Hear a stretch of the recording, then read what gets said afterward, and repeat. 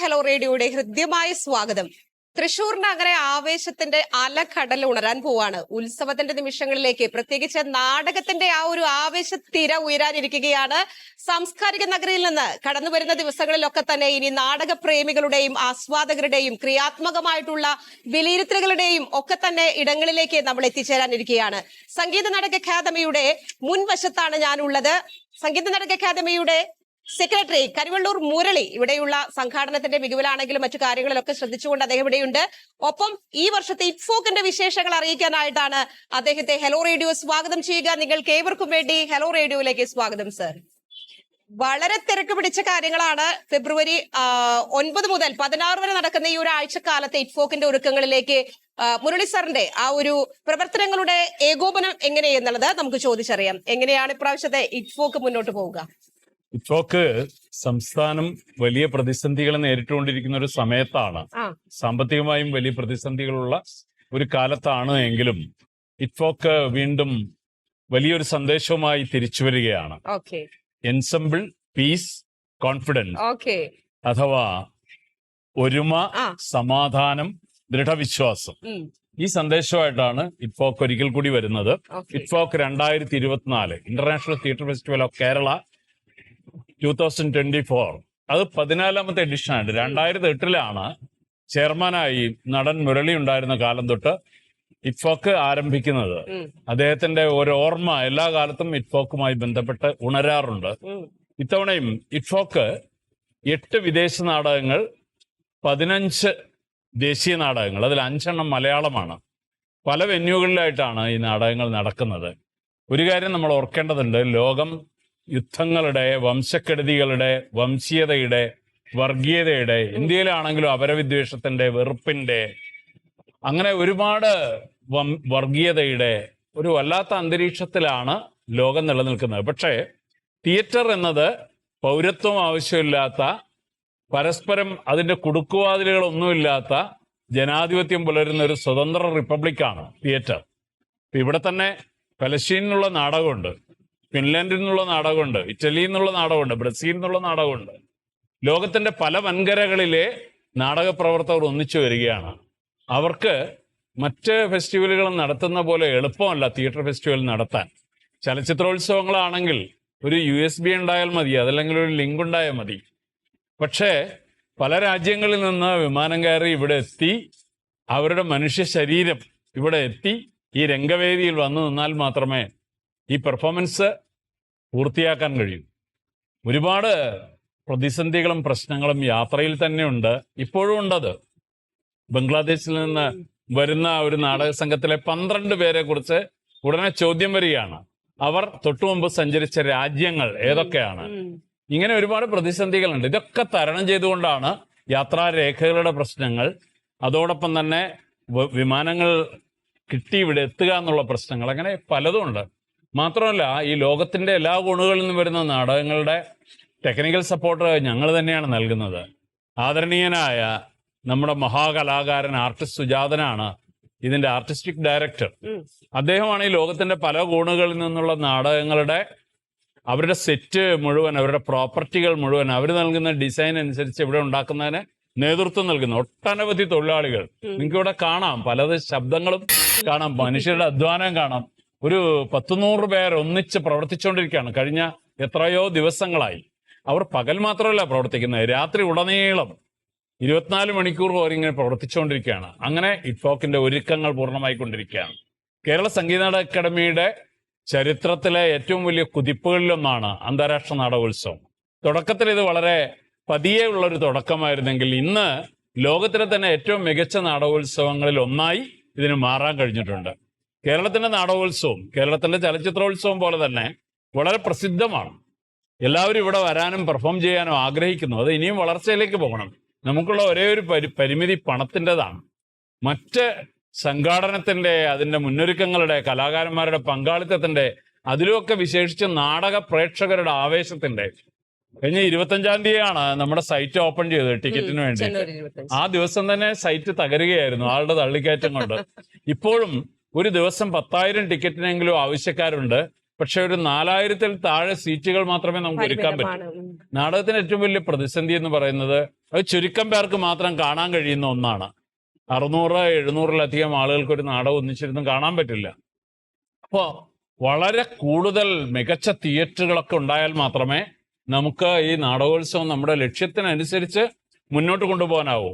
സംഗീത അക്കാദമിയിൽ ഒരുക്കിയിരിക്കുന്ന 2-3 തിയേറ്ററുകളും തൊട്ടപ്പുറത്തെ പാലസ് ഗ്രൗണ്ടിൽ താൽക്കാലികമായി ഒരുക്കുന്ന തിയേറ്ററും സ്കൂൾ ഓഫ് ഡ്രാമയിൽ ഒരു വെന്യൂ ഉണ്ട്. രാമനിലയത്തിലാണ് പാനൽ ഡിസ്കഷന്റെ ഇത്തവണത്തെ വെന്യൂ.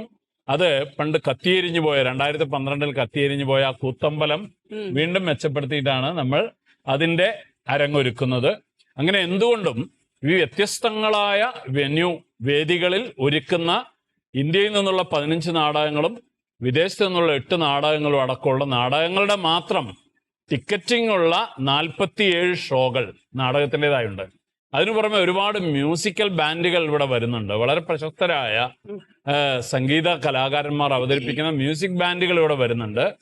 നമ്മുടെ ഉദ്ഘാടന സമ്മേളനത്തിൽ മലയാളികൾക്ക് ഏറെ പരിചിതയായ സാമൂഹ്യ പ്രവർത്തക കൂടിയായ ചലച്ചിത്ര അഭിനേത്രി രോഹിണിയാണ് പങ്കെടുക്കുന്ന ഒരാൾ.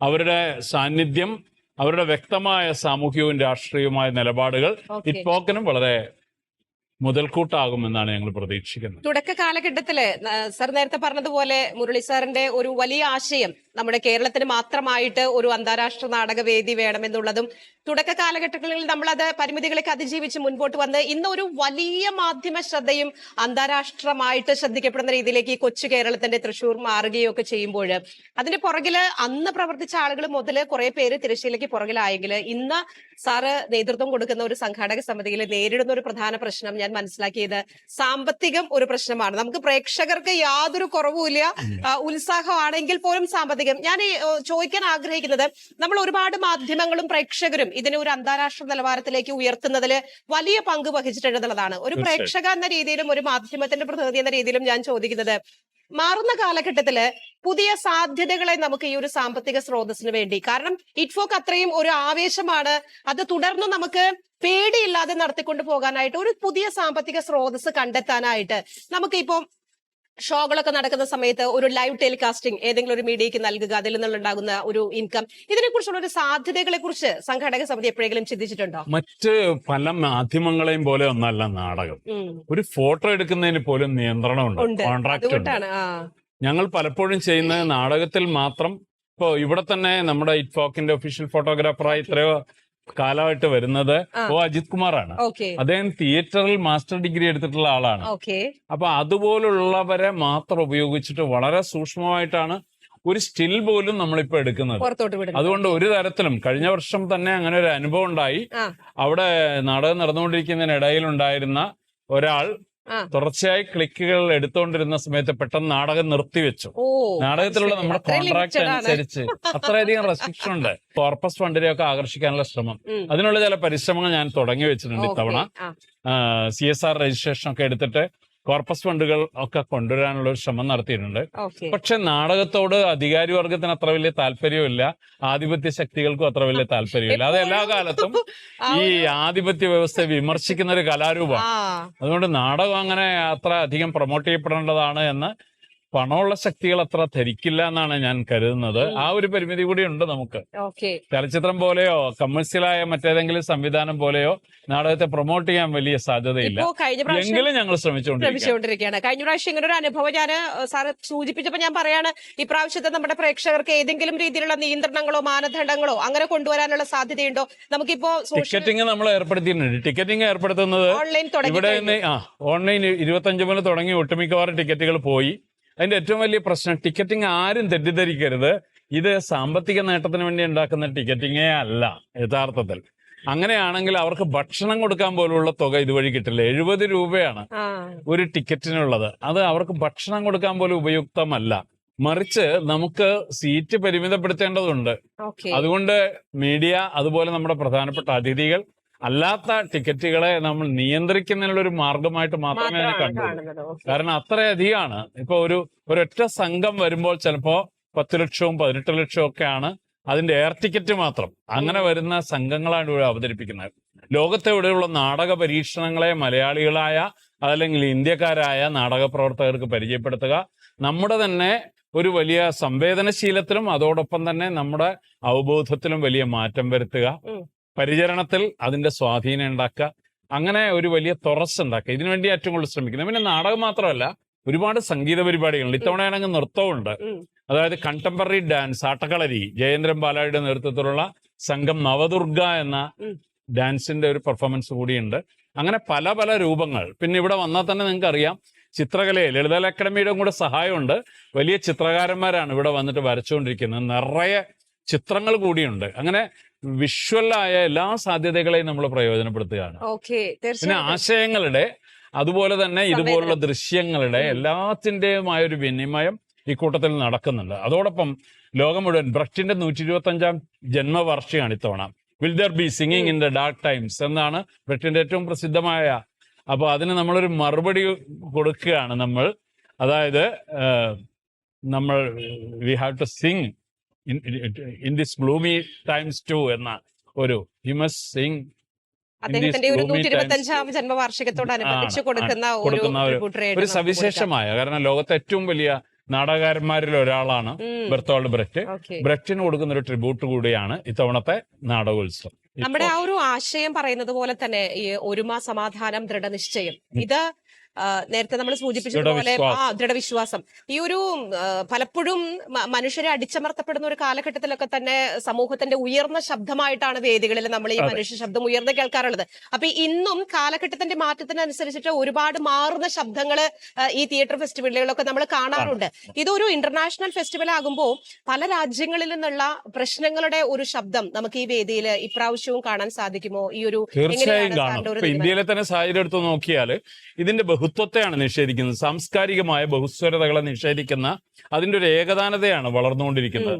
അപ്പോൾ പല രാജ്യങ്ങളിൽ നിന്നുള്ള പല ജനപദങ്ങളുടെ കരച്ചിലുകൾ, അവരുടെ ആക്രോശങ്ങൾ, അവരുടെ പ്രതീക്ഷകൾ, അവരുടെ സ്വപ്നങ്ങൾ, ഇവ മുഴുവൻ അതിന്റെ ബഹുത്വമാണ്, അതിന്റെ പ്ലൂറാലിറ്റിയാണ് ഏറ്റവും പ്രധാനമായിട്ട് അരങ്ങിൽ നിന്ന് ഉയരുന്നത്. അതിനപ്പുറം ജനങ്ങൾക്കിടയിൽ പടരുന്ന ഒരു വിഷാദാത്മകതയെ നിരസിക്കേണ്ട ഉത്തരവാദിത്വം നമുക്കുണ്ട്. ആ വിഷാദാത്മകതയെ മുറിച്ചു കിടക്കേണ്ടതായുണ്ട്. അതാണ് ഏറ്റവും പ്രധാനം. അതുകൊണ്ട് നാം ഏറ്റവും പ്രസിദ്ധമായ ആഫ്രിക്കൻ ഗാനം പോലെ oh deep in my heart I do believe we shall overcome some day എന്നതുപോലെ ഒരു ആശയം, അത് ഇതിന്റെ അടിസ്ഥാനമാണ്. അതുകൊണ്ടാണ് നാം അത് ആവർത്തിച്ചുകൊണ്ടിരിക്കുന്നത്. ഇതിന് നമ്മൾ കോൺഫിഡൻസ് എന്നതിന് ആത്മവിശ്വാസം എന്നല്ല മലയാളത്തിൽ തർജ്ജമ കൊടുത്തിരിക്കുന്നത്, ദൃഢവിശ്വാസം എന്നാണ്. അതിൽ പോലും ഉണ്ട് ഒരു സാമൂഹികപരത. ആത്മവിശ്വാസം ഒരു ആത്മത്തിലേക്ക്, ഒരാളിലേക്ക് ചുരുങ്ങുമ്പോൾ ദൃഢവിശ്വാസം എന്നാണ് നാം ഇതിനെ മലയാളത്തിലേക്ക്, മൊത്തം സമൂഹത്തിലേക്ക് അത് വികസിക്കുകയാണ്. കോൺഫിഡൻസിന് അതൊരു പ്രത്യായനം കൂടിയാണ്. ഞാനിപ്പോ പറഞ്ഞതുപോലെ oh deep in my heart I do believe we shall overcome എന്ന് പറയുന്ന പോലെ അതൊരു പ്രത്യായനമാണ്. മനുഷ്യരിൽ നമ്മുടെ ഒരു ഡ്രീമിൽ നിന്ന് നമ്മുടെ റിയാലിറ്റിയിലേക്കുള്ള ഒരു ചേഞ്ച് തന്നെയാണ്. അത് നമുക്ക് തന്നെയാണ് ആ ഒരു മാറ്റത്തെ കൊണ്ടുവരാൻ സാധിക്കും. ഈ നാടകോത്സവത്തിന്റെ പ്രധാനപ്പെട്ട സന്ദേശം അതാണ്. അന്താരാഷ്ട്ര നാടകോത്സവത്തിന്റെ പ്രതീക്ഷ, ശുഭപ്രതീക്ഷ, ആത്മവിശ്വാസം, സമാധാനം. ഇതേ സമയത്ത് എത്തിക്കലായ ഒരു പ്രശ്നമായി നമുക്ക് തോന്നും, പലസ്തീനിലെ കുഞ്ഞുങ്ങൾ ഇങ്ങനെ ചോരയിൽ കുളിച്ച് ഓരോ ദിവസവും വീണുകൊണ്ടിരിക്കുകയാണ്. അംഗഭംഗം വന്നിട്ട് അവരില്ലാതാവുകയാണ്. അതിനിടയിൽ നാം നാടകത്തിന്റെ അരങ്ങിൽ സമാധാനം, പീസ് എന്ന് ഉറക്കെ പറയുന്നു. തീർച്ചയായും ഇത് ഒരുപാട് മനുഷ്യരുടെ കരച്ചിലിന്റെ ശബ്ദമായിട്ട് മാറുന്നുള്ള കാര്യത്തിൽ സംശയമില്ല. ഫെബ്രുവരി 9 നമുക്ക് ഉദ്ഘാടന ചടങ്ങുകൾ എങ്ങനെയാണ്, ആരാണ് ഉദ്ഘാടനം? ഇവിടെ പാലസ് ഗ്രൗണ്ടിലാണ്. സാംസ്കാരിക വകുപ്പ് മന്ത്രിയാണ് ഉദ്ഘാടനം നിർവഹിക്കുക. നിരവധി മന്ത്രിമാർ പങ്കെടുക്കുന്നുണ്ട്. അതുപോലെ രോഹിണിയെ പോലുള്ള വളരെ പ്രമുഖയായ ചലച്ചിത്ര പ്രവർത്തകയുണ്ട് ഇത്തവണ നമുക്ക് കൂട്ടണേ. അങ്ങനെ നിരവധി പേർ, ഒരുപാട് വലിയ പ്രഗത്ഭരായ ആളുകൾ ഇതിനകത്ത് പങ്കെടുക്കുന്നുണ്ട്. എല്ലാ കാര്യവും ഒറ്റ ടച്ചിൽ പറയാതെ ഓൺലൈൻ ടിക്കറ്റില് ഇപ്പൊ ഞാൻ മനസ്സിലാക്കുന്നത് ഒരു ഭൂരിപക്ഷവും നമ്മൾ കുറച്ച് മാത്രം പിടിച്ചു വെച്ച് ബാക്കിയുള്ളത് ഓൺലൈനിൽ നമ്മൾ നടത്തുന്നുണ്ടെന്ന്. കാരണം ലിമിറ്റഡ് ആണല്ലോ. ബോക്സ് ഓഫീസിൽ കുറച്ച് ടിക്കറ്റുകൾ നമുക്ക് എങ്ങനെയാണ് ഇവിടെ നേരിട്ട് വന്നു കഴിഞ്ഞാൽ കിട്ടാവുന്ന ഒരു സംവിധാനം? കൗണ്ടർ ഉണ്ടാവും, കൗണ്ടറിൽ ടിക്കറ്റ് ഉണ്ടാവും. അവിടെയും ഈ പറയുന്ന മൊത്തം എണ്ണം വളരെ പരിമിതമായിരിക്കും എന്നുള്ളതാണ്. എങ്കിൽ പോലും നമുക്ക് ആ ഒരു ആംബിയൻസും ആളുകളുടെ നമ്മള് മുഴുവൻ ടിക്കറ്റുകളും ഓൺലൈനിൽ കൊടുക്കുന്നതോടുകൂടി ഓൺലൈനെല്ലാം അപ്രാപ്യമായിട്ടുള്ള ഒരു ജനത അതിന് പുറത്താവും. ഒരുപാടുണ്ട്. പിന്നെ വൈകുന്നേരം ആകുമ്പോഴേക്കും നാടകം കാണണമെന്ന് ആഗ്രഹിച്ച് ഓടിയെത്തുന്ന മനുഷ്യരുണ്ട്. അവർക്കും കൂടെ കിട്ടണം. എന്തായാലും ഈ പ്രാവശ്യത്തെ നാടകോത്സവവും കഴിഞ്ഞ വർഷങ്ങളിലേതുപോലെ അല്ലാതെ തന്നെ ഒരുപാട് നമുക്കൊരു 10 വർഷം മുന്നോട്ടേക്കുള്ള ഒരു ശബ്ദമായി മാറുമെന്നുള്ള കാര്യത്തിൽ സംശയമില്ല. ഇറ്റ്ഫോക്ക് എന്നും നിലയ്ക്കാതെ മുന്നോട്ട് പോകാനുള്ള ഒരു മികച്ച സംഘാടക സമിതിയിൽ നമ്മുടെ ഇന്നത്തെ കേരള സംഗീത നാടക അക്കാദമിയുടെ സെക്രട്ടറി കരിവള്ളൂർ മുരളി സാർ ഒരുപാട് ദീർഘവീക്ഷണത്തോടുകൂടി പ്രവർത്തിക്കുന്നുണ്ടെങ്കിലും പരിമിതമായിട്ടുള്ള പല കാര്യങ്ങളിലും നമുക്ക് പിടിച്ചു നിർത്തലുകൾ ഉള്ളത് കൊണ്ട് തന്നെ അതിനെ അതിജീവിച്ചുകൊണ്ട് ഇറ്റ്ഫോക്ക് ഇനിയും മുൻപോട്ട് പോകുന്നതിന്റെ സൂചന തന്നെയാണ് 2024 നമുക്ക് കാണാൻ സാധിക്കുന്നത്. സംഘാടക മികവിൽ തന്നെയാകട്ടെ ഇപ്രാവശ്യത്തെ നമ്മുടെ ഒരു ഇറ്റ്ഫോക്കിന്റെ വേദി എന്നുള്ളതാണ്. പ്രേക്ഷകരുടെ ആ ഒരു നിരന്തരമായിട്ടുള്ള അവരുടെ ക്രിയാത്മകമായിട്ടുള്ള അവരുടെ ശബ്ദങ്ങളൊക്കെ തന്നെ നമ്മൾ കേൾക്കുന്നതോടൊപ്പം തന്നെ സംഘാടകത്തിന്റെ മികച്ച ഒരു പ്രതിഫലനമായിട്ടും കൂടെ ഇപ്രാവശ്യത്തെ ഇറ്റ്ഫോക്ക് മാറാനായിട്ട് ഹലോ റേഡിയോയുടെ ഭാവുകങ്ങൾ ആശംസിക്കുകയാണ്. കൂടെ ഉണ്ടാകും തീരും വരെ. താങ്ക്